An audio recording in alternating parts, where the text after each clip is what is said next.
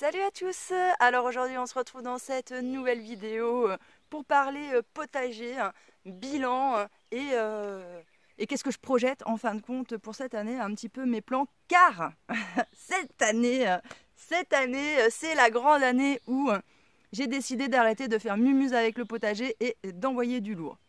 Car si vous me suivez un petit peu depuis le début, vous le savez, ça fait 2 ans que je passe mon temps un petit peu à faire mumuse avec le potager. Alors je dis bien mumuse parce que clairement moi quand je suis arrivée ici, j'y connaissais rien en potager, j'avais jamais rien cultivé mis à part peut-être 2-3 aromates qui en plus de ça j'avais fait crever, parce qu'il y en a beaucoup qui me disent waouh Vénus t'as la main verte. Non, non, non, je pense qu'on a tous en nous la main verte. Le problème, c'est qu'en fin de compte, les plantes, ça demande de l'attention et du soin. Voilà. Et c'est en fin de compte, avant, je faisais crever toutes mes plantes parce que j'avais pas le temps de m'en occuper. Je les zappais et elles mouraient. Et je disais, j'ai pas la main verte. Bah ouais, c'est normal parce que les plantes, si on les arrose pas, eh ben elles meurent. Et ouais. Donc voilà. Et depuis que je suis arrivée ici, on me dit que j'ai la main verte, alors qu'en fait, pas du tout. C'est juste, je bichonne en fin de compte mes petites plantes. J'y fais attention. Et d'ailleurs, les fois où j'ai pas fait attention, eh bien je l'ai payé cher. Donc voilà. Donc moi j'ai passé 2 ans à faire mumuse avec le potager, à m'essayer à énormément de choses. Comme vous avez pu le voir, je crois que j'aurais tout eu. J'aurais tout eu, du semis jusqu'à la culture et jusqu'à la récolte. J'aurais tout eu. Les problèmes de carence, de maladie, de bestioles, un truc de dingue. Mais l'avantage, c'est que franchement, ces 2 ans-là ont été très formateurs pour moi au niveau du potager. Je me rends compte que j'ai acquis énormément de connaissances, notamment voilà, sur tous les problèmes que les plantes peuvent avoir, que ce soit les maladies, les attaques de bestioles, les carences, etc. Et je me rends compte même que moi, en 2 ans, j'y connais plus que certaines personnes qui, des fois, ont 10 ans de potager et qui n'ont quasiment jamais eu, en fin de compte, ni de problème de carence, ni quoi que ce soit. Je me rends compte que moi, du coup, j'ai l'œil tellement j'en ai eu, tellement j'en ai eu. Donc ça, c'est plutôt cool. Alors, je dis pas que je suis au même niveau, au niveau de la plantation, machin, tout ça, que quelqu'un qui aurait 10 ans. Je dis juste que, comparé des fois à certaines personnes qui n'auraient pas eu ces petits problèmes là que moi j'ai pu rencontrer, le fait que moi j'ai eu beaucoup de choses dès le début et que je suis quand même assez quelqu'un qui va rechercher, qui essaye de comprendre d'où ça vient, un patin, couffin, eh bien ça m'aura appris d'apprendre énormément. Donc j'aurais pu déjà me rendre compte de la nature de mon sol, de ce qui pousse bien chez moi ou pas, ce qui demande plus d'attention ou pas. Bref, voilà, j'aurais appris tout ça. Et du coup, bien maintenant, cette année, j'ai décidé d'arrêter de faire mumuse avec le potager et de me concentrer vraiment pour cette année sortir du légume. Pour la simple et bonne raison, c'est que je pense que les temps qui s'annoncent vont être très difficiles. Si vous suivez un petit peu ma chaîne, de toute façon, vous savez un petit peu... Je vous ai balancé 2-3 fois des petits trucs comme ça. Mais je pense que voilà, les années qui s'annoncent vont être très compliquées. On voit déjà la bouffe, la bouffe ça a pris énormément et ça risque de continuer encore à augmenter. Et donc bon, cette année, voilà, je ne veux pas faire mumuse avec le potager, cette année je veux vraiment sortir du légume qui se conserve de façon à ce qu'on ne sait jamais. Vous savez que moi je suis plutôt quelqu'un d'hyper prévoyante et donc je me dis on ne sait jamais si la bouffe augmente de trop, au moins moi j'aurai quand même des trucs à assurer chez moi, même si je mange toujours la même chose et que c'est redondant, au moins j'aurai toujours quelque chose à manger dans le ventre. Et donc, quand je fais le bilan un petit peu de ma consommation, de ce que je consomme moi, on est tous différents, mais moi, personnellement, une grande base de mon alimentation, c'est les céréales. Et du coup, je ne comprends pas, en fin de compte, pourquoi les gens qui sont en autonomie ne parlent pas de cette partie qui est, mais pour moi, vitale, quoi. C'est, j'ai envie de dire, c'est même le truc le plus important. Si on devait commencer par un truc, en fin de compte, pour moi, ce serait la céréale. Parce que déjà, la céréale, l'avantage que ça a, c'est on prépare la parcelle, on jette les graines, et ça, pour le coup, ça pousse tout seul. On n'a pas à s'en occuper, et ça pousse tout seul pendant 1 an, et pendant 1 an, on fait la récolte. Donc déjà, en fin de compte, c'est vrai qu'au niveau de la récolte, voilà, pour après séparer le grain, machin, tout ça, c'est beaucoup de taf, mais en fin de compte, si on met ça sur l'année comparé à d'autres trucs potagères, c'est pas non plus...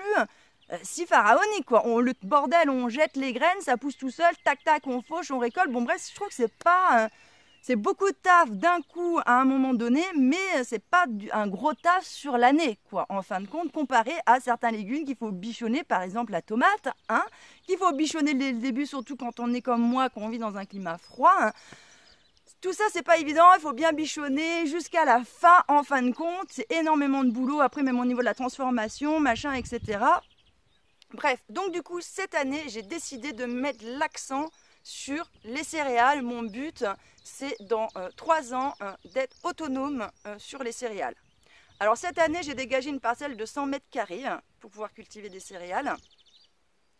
C'est pas la folie, je vous l'accorde. J'ai fait mes calculs à peu près. Bon, j'y viens à peu près parce que le blé que j'ai, c'est du blé ancien et je ne sais pas le rendement qu'il va avoir par rapport à mon sol, etc. Mais par rapport à ce qui se fait un peu dans la région, on va dire en gros, il me faudrait 1000 mètres carrés de blé pour être autonome, moi et mes animaux. Donc 100 mètres carrés, on va dire, c'est dérisoire. Mais bon, voilà, je commence petit, je veux me rendre compte de ce que je vais récolter, de comment ça se passe pour voilà, la récolte, etc. et pouvoir le stocker.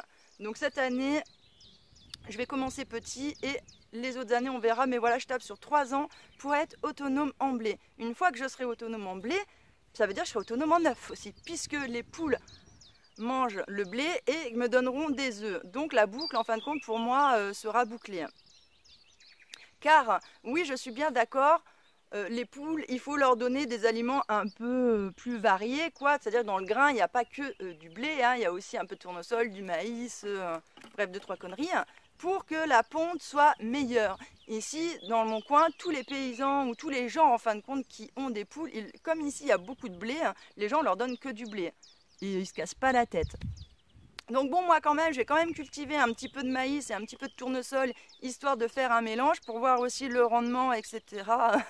Voilà, tout ça dans un but de me dire après combien il me faut pour moi et mes animaux être autonomes là-dessus. C'est vraiment, vraiment, vraiment le truc pour moi aujourd'hui. C'est ma priorité number one, quoi. Number one, c'est vraiment le reste, je m'en cogne. Mais je veux être autonome vraiment sur mes céréales d'ici 2 à 3 ans. Et donc ensuite, au niveau des plantes potagères, eh bien c'est pareil, cette année, je me concentre que sur vraiment certaines variétés. Déjà, bon bah la tomate, franchement la tomate, ça y est, vraiment ça c'est un truc, je taquine, c'est bon, je suis opérationnelle, je l'ai réussi de mieux en mieux cette année, elles sont trop magnifiques. Après, il faut dire que cette année, comparé à l'année dernière, j'en ai sorti beaucoup moins, mais je les ai fait dans des plus gros pots. Je les ai laissés plus longtemps sous le châssis chauffant. Et donc, ce qui fait que j'ai eu des pieds beaucoup plus robustes, plus forts, et je trouve beaucoup plus beaux que l'année dernière. Donc, bon, je croise les doigts pour avoir une meilleure, voilà, pour cette année encore avoir une meilleure récolte que l'année dernière. Après, ce qu'il faut savoir, c'est que l'année dernière... enfin en tout cas cette année quoi, j'ai été quasiment autonome en tomates. Déjà en coulis il m'en reste encore et c'est des tomates au naturel, j'en ai pas fait assez, il m'en a manqué un petit peu. Et donc bon, je pense cette année déjà pouvoir atteindre l'autonomie en tout cas sur la tomate. Donc voilà, ça je me concentre encore là-dessus, je continue, c'est quelque chose que j'arrive bien, ça fonctionne bien et c'est quand même quelque chose que j'utilise énormément dans mon alimentation. Donc voilà, et aussi les choses sur lesquelles je vais me concentrer cette année, ça va être les curcubitacées. Donc tout ce qui va être courgettes, courges, potiron, concombres, bref. Tous ces trucs-là, cette année, je mets l'accent dessus, j'en ai fait en grosse quantité. Pour la simple et bonne raison, c'est que c'est des légumes qui se conservent longtemps, plusieurs mois. Hein. Un concombre que vous allez cueillir, vous, 3 mois après, vous pouvez le manger encore, il est encore bon, quoi. Et c'est là, en fait, qu'on se rend compte que quand vous allez au supermarché et que vous regardez la gueule des légumes, et souvent, vous voyez, le concombre, il est déjà tout à moitié flagada, je peux vous dire que le bordel... ça doit faire 1 an qu'il est là, c'est le concombre de l'année dernière, quoi. Franchement, c'est obligé parce que quand on voit la gueule du bordel et quand on cultive les nôtres et qu'on voit combien de temps ils tiennent, on se dit ouh là là. Bref, C'est pour ça que franchement, je comprends pas les gens qui continuent d'acheter des légumes au supermarché. Pour moi, c'est une aberration. Surtout que quand vous allez au marché, chez des petits producteurs locaux, ça vous coûte quasiment pas cher, quoi. Moi, pour 10 balles, quand je vais faire le marché, mais voilà tout ce que j'ai en légumes, quoi. Enfin bon, et en plus de ça, c'est des légumes qui sont quand même, qui ont été cueillis il y a pas longtemps, quoi.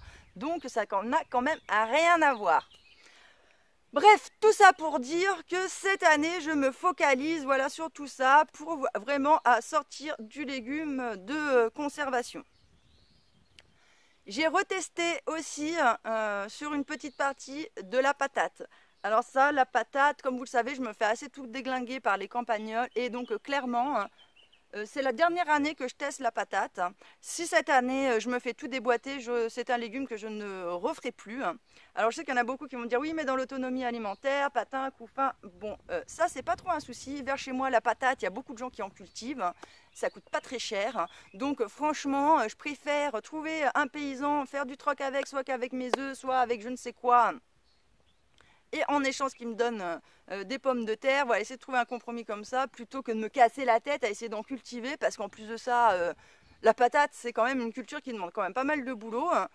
Et quand on n'a rien comme récolte derrière, ou quasiment rien, bon franchement, quel intérêt, quoi, je ne le vois pas. Donc je préférais à ce moment-là, voilà, essayer de faire du troc ou l'acheter directement, ce qu'il me faut en pommes de terre, surtout qu'en fin de compte, je mange pas tant que ça de patates, hein. J'en mange quand même, mais voilà, quand je fais les kilos sur l'année, c'est pas non plus la folie comparé à certains.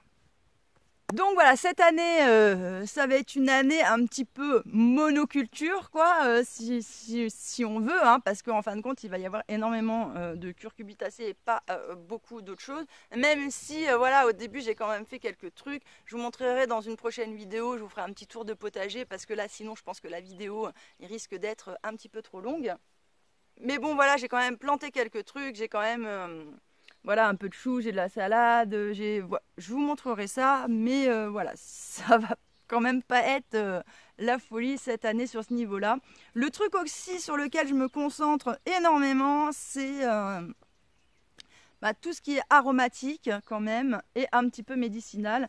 Pour la simple et bonne raison, c'est que, car à partir du moment où je serai autonome en blé, ça voudrait dire que je pourrais nourrir mes animaux, je serai autonome aussi sur mes œufs. À partir du moment où j'ai de la farine, que j'ai de l'œuf, franchement, ça peut être la fin du monde. Moi, je m'en bats les couilles, quoi. Avec ça, déjà, je peux faire grave à manger. Et du coup, avec des aromates ou quoi que ce soit, eh bien, si vous avez que ça à bouffer, que vous en rajoutez dedans, ça change un peu le goût. Ça, franchement, ça peut faire la différence. Vous pouvez faire une omelette, vous mettez ça, ça change le goût. Bref, voilà. Moi, je me dis, si vraiment ça part en cacahuète totale, je me dis, si je suis autonome sur mon blé, franchement, moi, je peux tenir un siège pendant pas mal de temps. Donc voilà, c'est pour ça que je comprends pas ces gens qui vont être autonomes en fin de compte et qui cultivent que du petit légume, alors que quand même, je trouve que la farine, c'est une grande partie quand même de l'alimentation, et je pense que c'est une grande base quand même pour un grand nombre, mine de rien, d'entre nous. Donc voilà, j'ai un peu de mal à comprendre pourquoi, en fin de compte, c'est pas la première chose à mettre en place. Franchement, je dirais même, c'est vraiment quand vous êtes en train de faire vos travaux, vous trouvez un paysan, vous dégagez une parcelle. Pendant que vous êtes dans les travaux, on le sait très bien, quand on est en train de faire des travaux, faire du potager en même temps, c'est galère. Franchement, tous les gens qui ont fait comme ça, le potager, ça a toujours été le carnage, quoi. Donc, franchement, justement, dégagez une parcelle, vous semez du blé, vous faites vos travaux, le truc il pousse tout seul, machin. Après, vous avez juste à vous soucier de comment récolter le bordel et comment faire, quoi. Et donc, je trouve que, voilà, s'il y a bien un truc quand on se lance en autonomie à mettre tout de suite en place, je dirais, c'est clairement les céréales avec, on peut tout faire. En plus de ça, c'est assez facile quand même de les conserver à peu près correctement. Alors que quand vous avez des légumes que vous sortez, au niveau de la conservation, vous savez jamais comment ça va se passer. Vous pouvez toujours avoir un problème, un truc où vous faites pas gaffe. Tac, il y a du moisi et d'un coup, il y a tout le moisi qui a colonisé tout le truc que vous aviez gardé. Et donc, vous pouvez tout perdre. Alors que bon, le blé, à partir du moment où c'est bien stocké, vous pouvez le garder quand même hyper longtemps. Donc, voilà, je trouve ça quand même... Mon bilan quand même se clôture par le fait qu'il faut quand même mettre l'accent sur les céréales. Et donc bon voilà, c'est pour ça que là, ces prochains temps, je vais me focaliser là-dessus et qu'on va pouvoir suivre un petit peu tout ça ensemble jusqu'à la transformation. Donc bon, bah, bien évidemment, ce ne sera pas encore pour cette année, hein, puisque mon blé, je vais le semer à l'automne. Mais voilà, dès l'année prochaine, déjà, on pourra suivre ensemble la récolte du blé, le vannage, etc. Voilà, bon bah écoutez, c'était tout pour cette vidéo. J'aurais sûrement, comme d'habitude encore, oublié des petits trucs, mais bon, c'est pas grave. Je vous remercie de m'avoir écouté et je vous dis à bientôt dans une prochaine vidéo.